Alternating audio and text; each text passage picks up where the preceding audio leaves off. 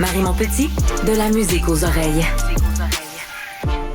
Dans quelques jours, des milliers d'étudiants vont retourner sur les bancs d'école, notamment au cégep et à l'université. Et avec cette réalité vient la question du logement. Les difficultés de logement, on en parle souvent, la crise du logement, la difficulté à se loger. Et les étudiants n'y échappent pas non plus. On en discute avec Laurent Lévesque, qui est cofondateur et directeur général de l'UTIL, l'unité de travail pour l'implantation de logements étudiants. Bonjour, Monsieur Lévesque. Bonjour.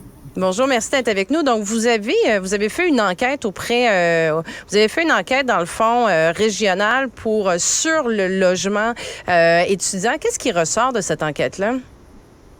Oui, en effet, on collecte des données sur la situation résidentielle étudiante depuis 2014, en fait, parce qu'il n'y a pas de données publiques qui existent. Plus récemment, on a fait cette enquête qu'on sort aujourd'hui sur la situation à Montréal, et ça révèle quelque chose qui va surprendre personne, mais qui est quand même très préoccupant. C'est que les loyers étudiants ont augmenté de manière fulgurante dans les 2 dernières années. On parle, par exemple, pour les 4,5 d'une augmentation de 20% en 2 ans. Puis évidemment, je vous apprends rien non plus si je vous dis que les revenus, n'ont pas augmenté autant dans la même période. Puis comment ça se traduit comme difficulté là? Les étudiants s'en sortent comment pour faire ça? Est-ce qu'ils coupent sur d'autres budgets? Est-ce que c'est de vivre à 2, 3 dans des appartements pour essayer parce que c'est vrai qu'on le voit là, de façon générale, les loyers ont augmenté partout. Puis comme vous dites, pour les étudiants, les salaires suivent pas là. Oui, puis il faut rappeler aussi que ça les touche particulièrement parce que chaque année, il y a une nouvelle génération d'étudiants et étudiantes qui arrivent de toutes les régions du Québec, d'ailleurs au Canada et de l'international. Donc, ils bénéficient pas des loyers qui ont bénéficié d'un contrôle de loyer. Eux, ils ont juste accès aux logements qui sont disponibles en ce moment sur le marché et qui augmentent très vite. Les conséquences qu'on voit, là, qui sont des tendances dans les dernières années, c'est que les locataires étudiants se retrouvent à aller plus loin des campus, à travailler davantage, à s'endetter davantage aussi. On entend de plus en plus d'histoires de jeunes aussi qui changent, annulent ou reportent leur projet d'études carrément parce que c'est difficile de trouver un logement qu'ils peuvent se payer. Et de manière plus préoccupante aussi, pour ceux qui trouvent un logement, les conditions sont pas toujours idéales. On voit des histoires, puis là, on a vu des données que 10% des locataires étudiants qui ont répondu à notre enquête se mettent à 3 ou plus, mais dans un logement d'une chambre ou moins. Donc, il y a aussi la colocation est en train d'être portée à un niveau plus intense, plus extrême pour, encore une fois, essayer de trouver des loyers abordables. Donc, avec des conséquences qu'on peut penser sur les études. On dit souvent la difficulté de payer son logement, d'avoir accès à un logement touche plein de sphères. Mais là, ce que vous nous exprimez, c'est que ça a probablement des conséquences aussi sur le parcours scolaire ou même la qualité des études. C'est là où on pense que l'enjeu devient préoccupant, pas juste d'un point de vue du logement, parce que évidemment, il y a un enjeu, puis le fait qu'on ait peu de logements étudiants, ça déverse ces dizaines de milliers d'étudiants et étudiantes-là sur le marché locatif. Mais c'est aussi préoccupant du point de vue de l'enseignement supérieur, parce que effectivement, c'est pas des conditions gagnantes pour réussir tes études si t'es dans un logement insalubre, t'es trop nombreux dans ton logement, ou à chaque mois, tu te préoccupes de est-ce que tu vas réussir à payer ton loyer. Et si ton loyer augmente chaque année de 10%, c'est sûr que tout ça, c'est des pressions importantes sur une bourse étudiante puis sur la santé mentale de nos jeunes. Est-ce que la situation elle est semblable dans les autres régions aussi que Montréal, ou vous avez fait votre enquête seulement à Montréal?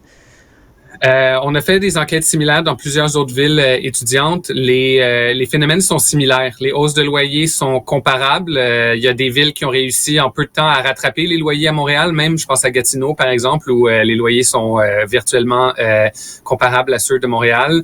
Il y a d'autres villes qui sont encore plus abordables, mais qui sont en rattrapage. Et ce qui est encore plus préoccupant, en fait, dans d'autres villes en région, des villes qui sont pas la métropole, c'est que c'est pas juste un enjeu d'abordabilité, c'est aussi un enjeu d'offre. À Montréal, il y a un taux d'inoccupation qui est plus que 2%, donc il y a des logements, c'est juste que c'est pas nécessairement adapté ni abordable, mais dans d'autres villes universitaires, le taux d'inoccupation est en bas de 1%. Il y a juste pas de logements disponibles. Et dans les 2-3 prochaines semaines, on va voir des cohortes d'étudiants internationaux rentrer dans des marchés locatifs complètement saturés. Et ça, c'est préoccupant sur où ils vont trouver à se loger, ces jeunes-là. C'est quoi leurs alternatives dans une situation comme ça? Ben, les alternatives qu'on voit, on voit de plus en plus des établissements d'enseignement faire des appels à la population pour trouver des chambres dans des logements familiaux, à la limite même des divans dans des sous-sols, des solutions de logement dans certains cas temporaires, si ça peut pas être des logements complets. On voit aussi de plus en plus des jeunes recourir à des situations d'hébergement transitoire, des hôtels, des auberges de jeunesse. Ce qui est pas non plus des conditions gagnantes pour réaliser une année complète d'études. Dans le meilleur des cas, ils réussissent après à trouver un logement au courant de l'année scolaire, mais il y a vraiment un manque clair de logements étudiants dans presque toutes les régions du Québec. C'est ça. Donc, c'est là que je voulais vous demander justement par rapport l'objectif de faire ce genre d'études-là aussi, d'aller démontrer que les conséquences, dans le fond, de la détérioration de l'abordabilité des loyers. Est-ce que c'est de faire aussi des représentations pour sensibiliser les universités ou les municipalités à rendre disponible et à construire davantage de logements pour les étudiants?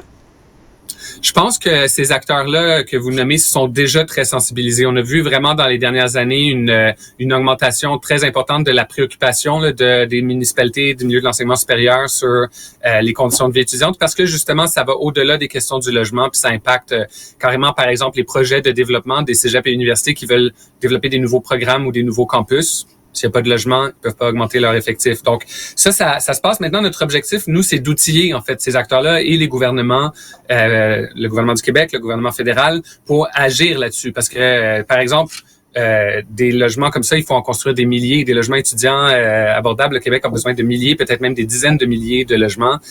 Puis pour ça, il faut des actions concrètes des gouvernements. Nous, je tiens à le mentionner, on fait notre part là-dessus parce que notre organisme à but non lucratif travaille aussi à développer des projets de logements étudiants à la grandeur du Québec. On en a déjà 600 des logements qui sont construits ou en construction et on est prêt à en réaliser des milliers supplémentaires.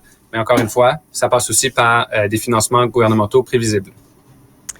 Laurent Lévesque, je le rappelle, vous êtes cofondateur et directeur général de l'unité de travail pour l'implantation de logements étudiants, l'UTIL. Merci d'avoir pris le temps de venir discuter avec nous. Ça me fait plaisir. Passez une excellente journée. Merci.